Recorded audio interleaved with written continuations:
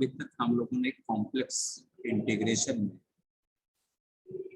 जो चीज स्टडी कर चुके हैं, तो कंटिन्यूअस इंटीग्रेशन में कुछ डेफिनेशंस आए थे आपके सामने,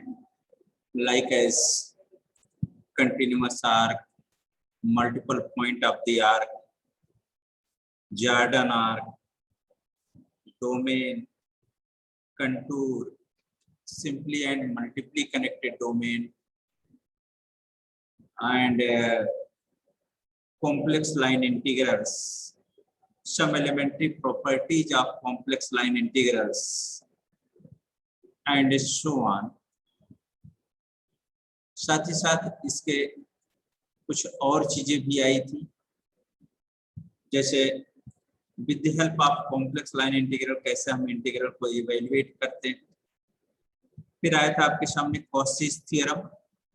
कॉशीस थ्योरम का स्टेटमेंट अगर आपको पता है तो उसमें आपने कर रखा था if a function f z is analytic and single valued inside and on a simple closed contour c, then integral of the function f z along a closed contour vanishes. ये आपके सामने आया हुआ था। फिर एक्सटेंशन ऑफ कॉशीस थ्योरम आया था, और एक्सटेंशन ऑफ कॉशीस थ्योरम में आपने कर रखा था if F z is analytic within a simple connected domain D, then the integral along any rectifiable curve in the domain D joining any two given points of the domain is the same. Means it does not depend upon the path of joining of the 2 points. Next extension में next corollary के नाम से आपने पढ़ रखा था कि अगर एक क्लोज्ड कंटूर अपने अंदर किसी दूसरे क्लोज्ड कंटूर को कंटेन कर रहा है और इससे जो एनुलस फ्रेम हो रहा है उस एनुलस में फंक्शन अगर एनालिटिक है, तो integral of the function along the outer curve is equal to integral of the function along the inner curve. मतलब अब let us consider a closed contour C1 which is contained within a closed contour C. And if fz is analytic function at every point between the annulus C and C1, then integral of the function fz along the outer curve is equal to integral of the function fz along the inner curve. ये आपने देख रखा था। फिर inequality of complex integral आया था कि if a function fz is continuous on a closed contour C and having and of the length L, if a function f is थोड़ा सा इसको मॉडिफाई करके बोलते हैं, if a function fz is analytic, sorry fz is continuous on a curve C whose length is small l and absolute value of fz is less than or equal to m, then integral of the function fz, absolute value of the integral of the function fz along the curve C is less than or equal to magnitude of the function multiplied by the length of the curve. और इसके बाद आपके सामने आया था Cauchy's integral formula. संभवतः वो आपको याद होगा कि if a function fz is analytic within and on a closed contour C and is any point which lying within the closed contour C, then integral of the function fz upon z minus c with respect to z taken over the closed contour C will be equal to 2 pi I into value of the function fz at z is equal to t. बहुत काम का theorem था। ये आपने क्या रखा था, f equals 1 upon 2 pi I integral taken over C fz upon z minus c with respect to z. फिर आपने कॉशीज इंटीग्रल फार्मूला पर डेरिवेटिव ऑफ एनालिटिक फंक्शन दिया। इसके जनरलाइजेशन में आपने क्या रखा था कि if function fz is analytic within and on a closed contour C and z equals a is any point which lying within C, then the nth derivative of the function at z equals C is denoted by fn a equals factorial n upon 2 pi I integral taken over C fz upon z minus a to the power n plus 1 with respect to z. कुछ इस तरीके से आपने क्या रखा था। फिलहाल अब आज हम लोग शुरू करते हैं, एक डेफिनेशन देखते हैं। इंटीग्रल फंक्शन आप कहें या इंटायर फंक्शन, दोनों चीजें बातें एक ही है कि if a function which is analytic, a function which is analytic at every finite region of the z plane, then the function is called an integral function or the entire function. And after that we start Leibniz theorem. लेकिन integral function या entire function की definition को अगर आप पूरी बात समझने की कोशिश करें, आप ये हो गया रियल एक्सिस और ये हो गया लिमिट एक्सिस। अगर इससे जो plane formula x y axis जो प्लेन फार्मूला है, तो एक्स एक्सिस कॉम्प्लेक्स के सेंस में है, real axis y axis complex के सेंस में है, इमेजिनरी एक्सिस से प्लेन बनाना है, उस प्लेन को जेड प्लेन। अब अगर जेड प्लेन के फाइनाइट रीजन में, जेड प्लेन के फाइनाइट रीजन में अगर हर एक पॉइंट पर फंक्शन का डेरिवेटिव जेड प्लेन के फाइनाइट रीजन में अगर फंक्शन एनालिटिक है, then we say that given function is an integral function, or we say that given function is an entire function. Leibniz theorem देखते हैं। ये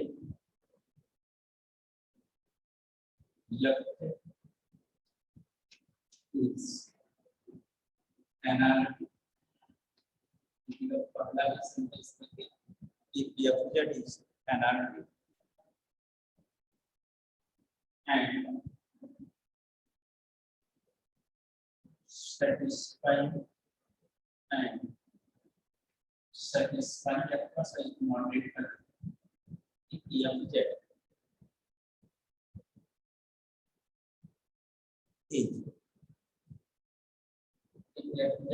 is an integral function, integral function and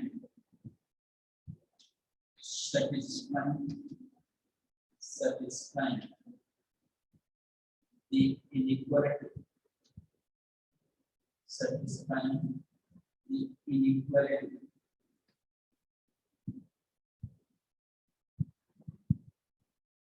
absolute value of fz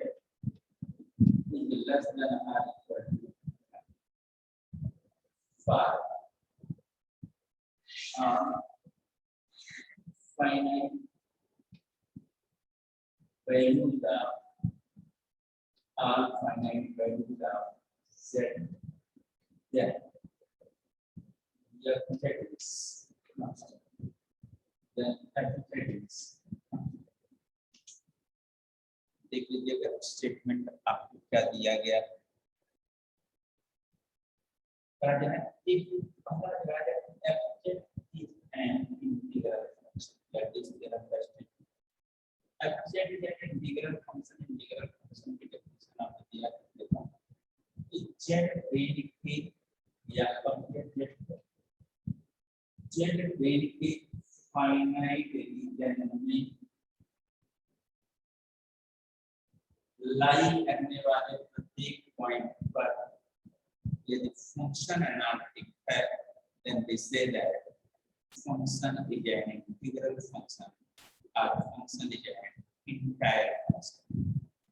तो हम लोगों ने क्या किया, entire function की डेफिनेशन को समझा तो fz is an integral function से ये बात समझना है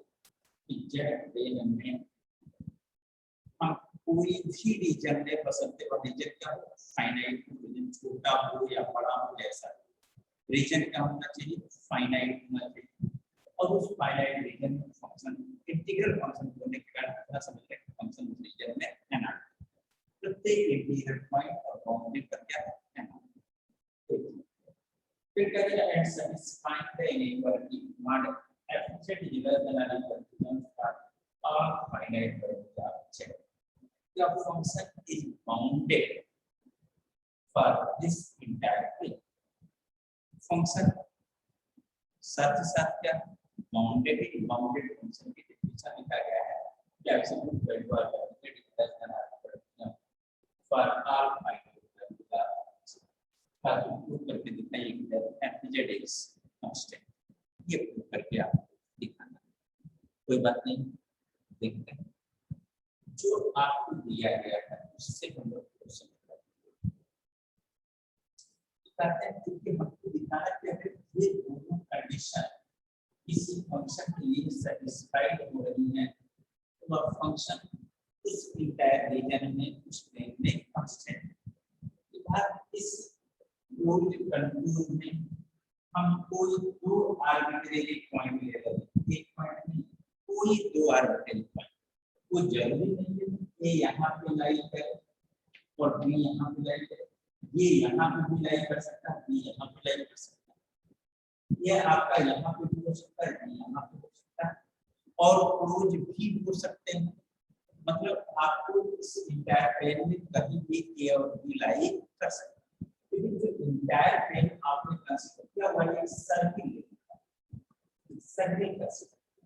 और सर्किल का सेंटर ओरिजिन ले लेते हैं और जो इसका रेडियस लेते हैं वह क्या लेंगे वेक्टर r। तो इक्वेशन आप इस सर्किल क्या होगा, इक्वेशन आप सी क्या होगा इसमें तो आप सोच सकते हैं वह क्या हो जाएगा mod z is equal to vector. इस सर्किल का सेंटर आपने क्या कहा r ओरिजिन और रेडियस क्या कहा r। इक्वेशन आप सर्किल हो जाएगा mod z minus 0 is equal to vector r या mod z is equal to vector r। इसको हम ऐसे लिख सकते हैं, अगर एब्सोल्यूट वैल्यू को हटाएं तो हम जानते हैं कि z इक्वल होता है x प्लस i का, और x इक्वल हम लिख सकते हैं अगर पोलर फॉर्म में ले तो r cos थीटा और y की जगह लिख सकते हैं r sin थीटा। तो x प्लस i y की जगह क्या हो जाएगा r cos theta plus i r sin theta, r common हो जाएगा तो बचेगा क्या cos theta plus i sin theta. cos theta plus i sin theta equal होता है e to the power i। तो mod z equal to r हम ऐसे लिख सकते हैं z equal r e to the power i theta, जहां circle के लिए जो थीटा का डायरेक्शन होगा वह less than r equal to 2 और ग्रेटर देन r। यहां से यह भी आप कर सकते हैं इसको दैट अगर इसको हम डिफरेंशिएट करते हैं तो dz इज इक्वल टू मिल जाएगा i r e to the power i theta. अब ये सब क्या है बार आपको क्या आपने कहा कि let us consider to arbitrary point on the z प्लेन। पहला तो आपका स्टेटमेंट ये रहा a और b आपने दो आर्बिट्रेरी लिया स्वैच्छिक अपनी इच्छा के अनुसार का। तो late us consider large radius of circle, large radius of circle which contains, which encloses the point a and b। चूंकि फंक्शन इंटायर है इसलिए इस रीजन में फंक्शन एनालिटिक है। अगर फंक्शन एनालिटिक है तो फंक्शन z इक्वल्स a पर भी एनालिटिक होगा और फंक्शन z इक्वल्स b पर भी एनालिटिक होगा। तो क्वासिस इंटीग्रल फार्मूला अगर आपको याद आ रहा हो तो आप कहते हैं if function f(z) is analytic within and on a closed contour C and z equals h any point which lie within C, then value of the function f(z) at z equals a can be given as fa equals 1/2 pi I integral taken over C f(z) upon z minus a with respect to z।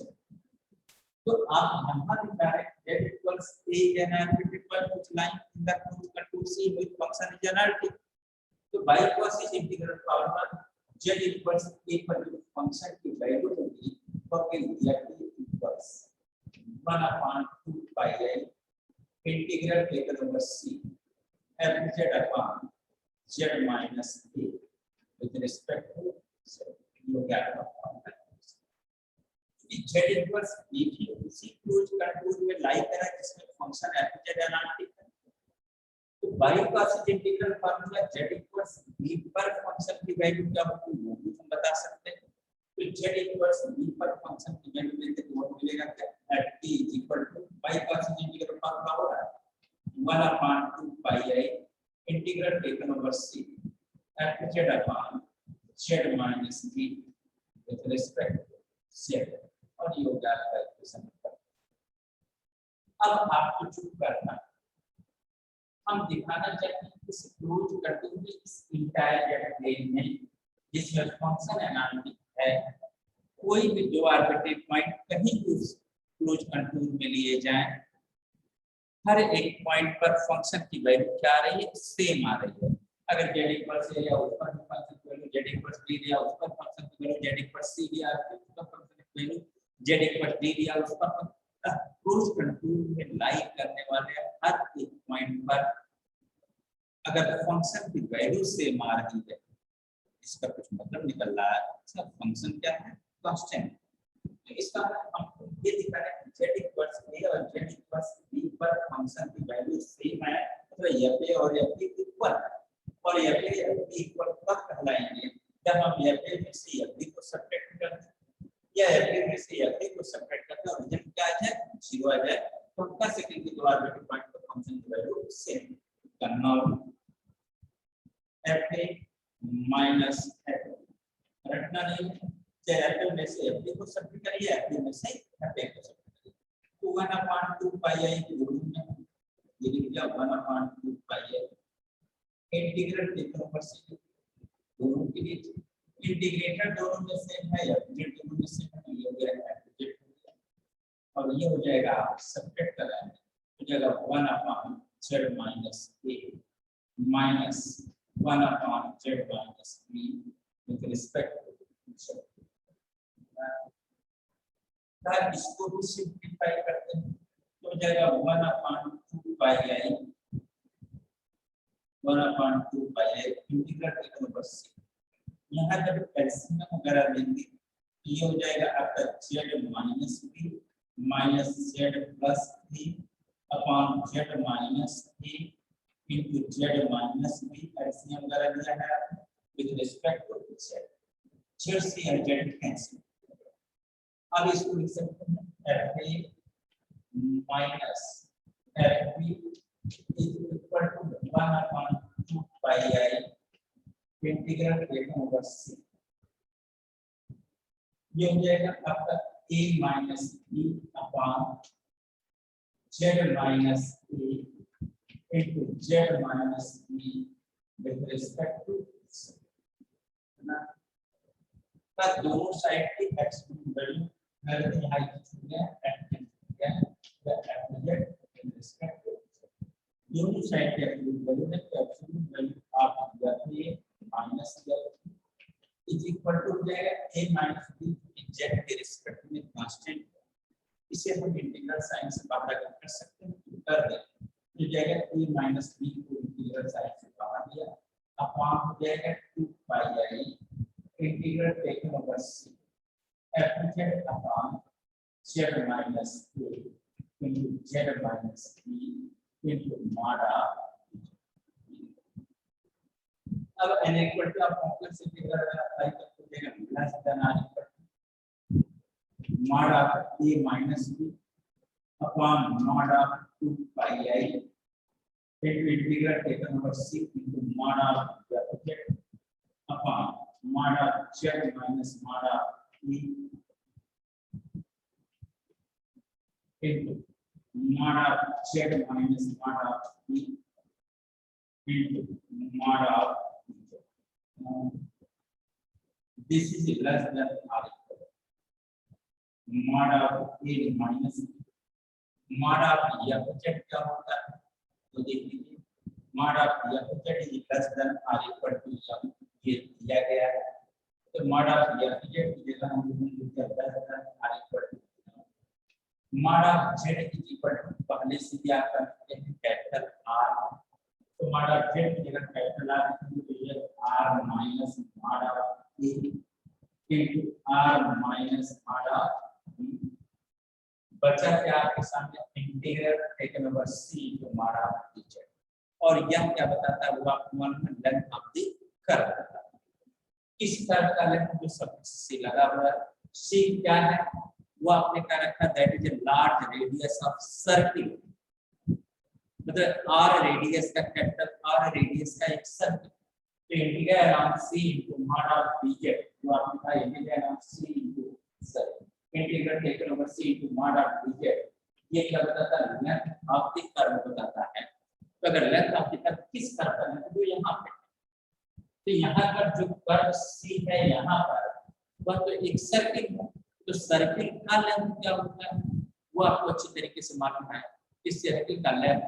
उस circle का perimeter, तो उस circle का perimeter क्या होगा जिसका radius capital R, वो आप बता सकते हैं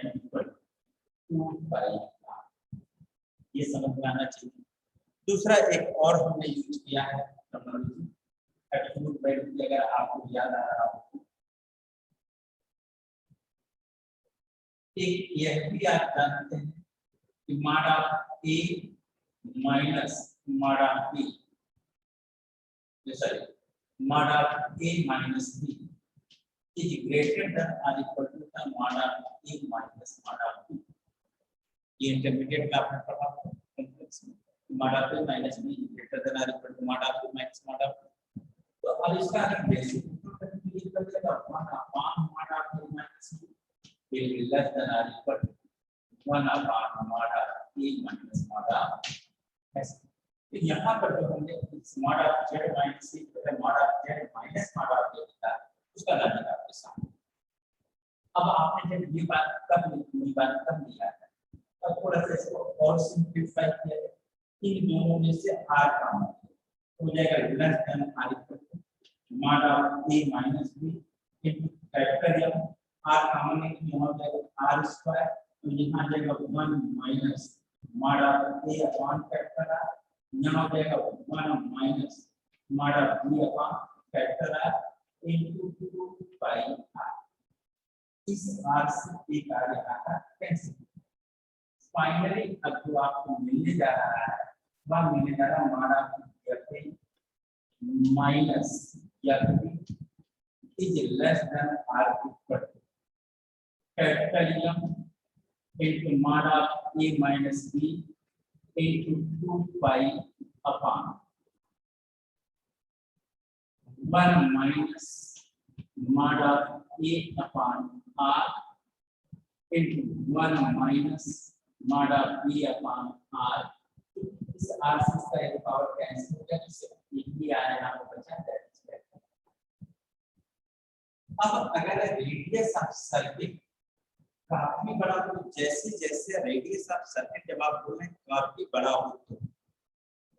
तो अगर रेडियस ऑफ सर्किल हम इंक्रीज करेंगे तो राइट हैंड साइड में अगर डिनोमिनेटर रेडियस ऑफ सर्किल का डिनोमिनेटर अगर डिनोमिनेटर को भी बड़ा कर दे तो ओवरऑल उस फ्रैक्शन की वैल्यू क्या होगी, तो आपके पास जवाब है तो क्रमशः स्मॉलर एंड स्मॉलर का right hand side r yes tends to 0 as r tends to infinity। तो फाइनली अब क्या मिला mod of f minus f is equal to 0। this implies अगर mod of a minus b 0 हो रहा है तो दो रियल नंबर का डिफरेंस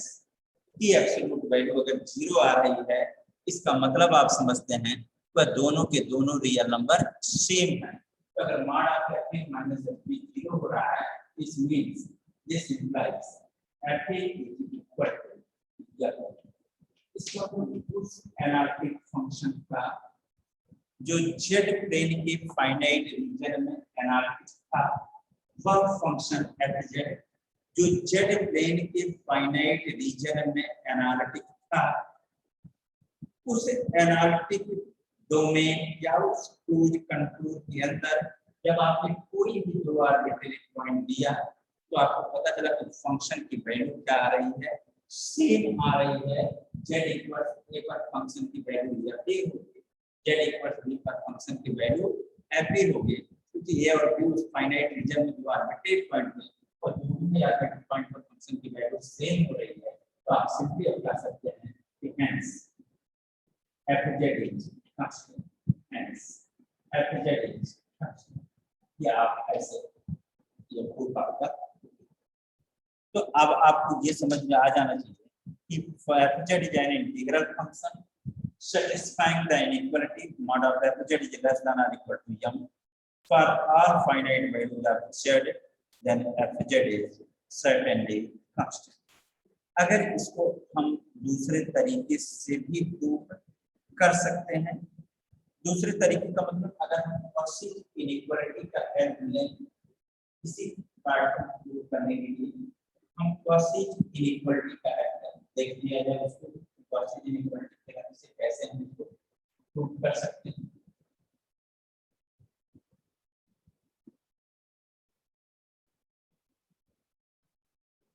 कॉची इनइक्वालिटी अगर आपको याद है तो उसका हेल्प लेते हैं, क्या कर सकते हैं, बाय कॉची इनइक्वालिटी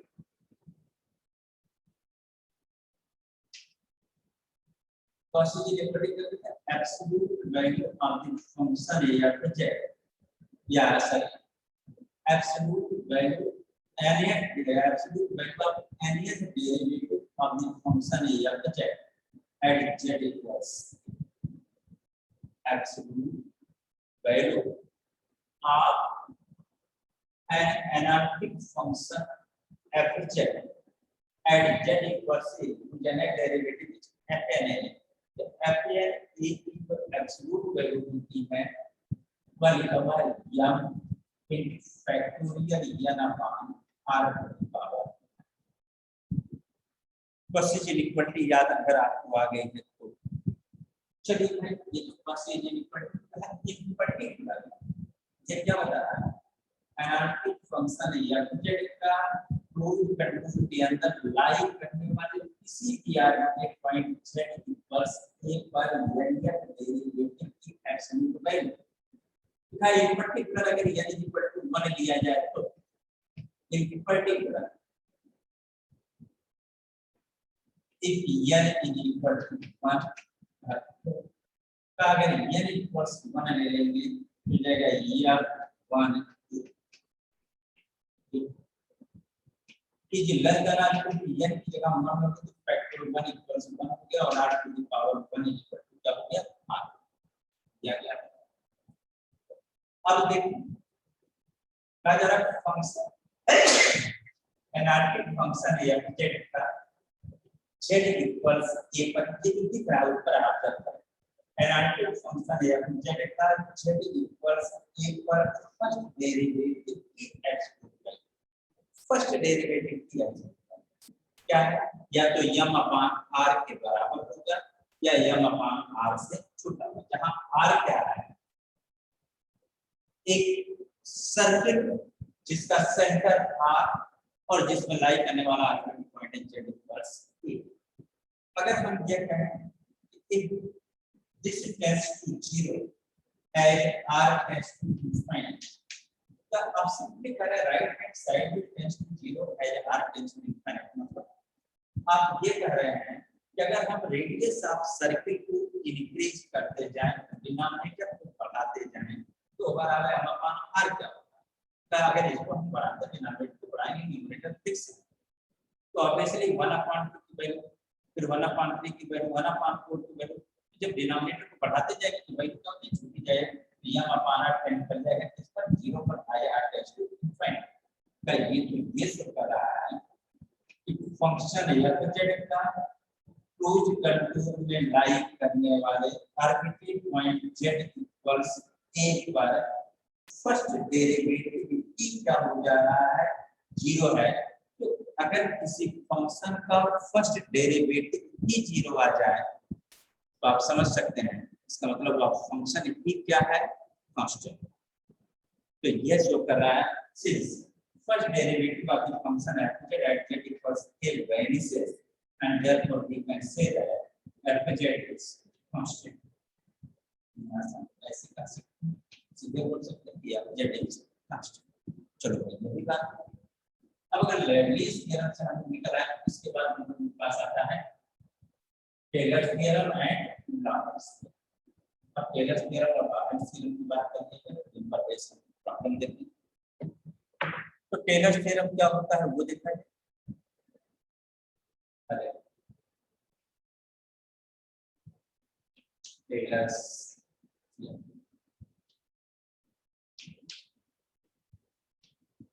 इस स्टेटमेंट की बात करें,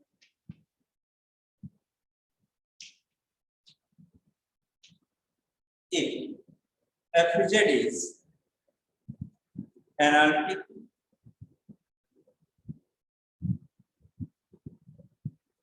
या ऐसे fz is regular in the neighborhood of z equals p, then regular complex analytic in the neighborhood of z equals p, then fz equals f plus z minus p into f dash a upon factorial plus z minus a whole square into f double dash a upon factorial and bracket plus z minus a to the power n into f n a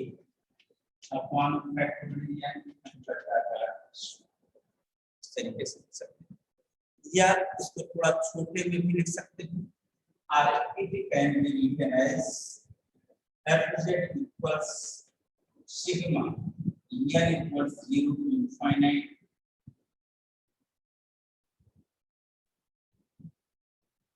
an नहीं an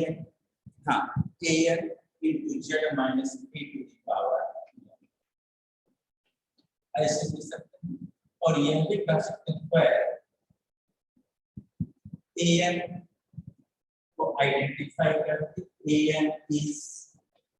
या n की factorial power f n a upon factorial ऐसे देख क्या होता है उदाहरण तक factorial upon 2 pi I integrate एक नंबर c f z अपॉन z minus a to the power n plus 1 with respect to z। साथ ही साथ ये भी कर the series is convergent with the radius of convergence with the radius of convergence या करता है different from g the radius of convergence of radius of convergence different from तो ये आपका था कुल मिलाकर के टेलर सीरीज या टेलर थ्योरम था directive function fz is analytic within an analytic contour c and z equals a any point lying in the contour c या in the neighborhood of z equals c then value of the function fz can be expressed as f a plus z minus a into f dash a upon factorial 1 plus z minus a upon square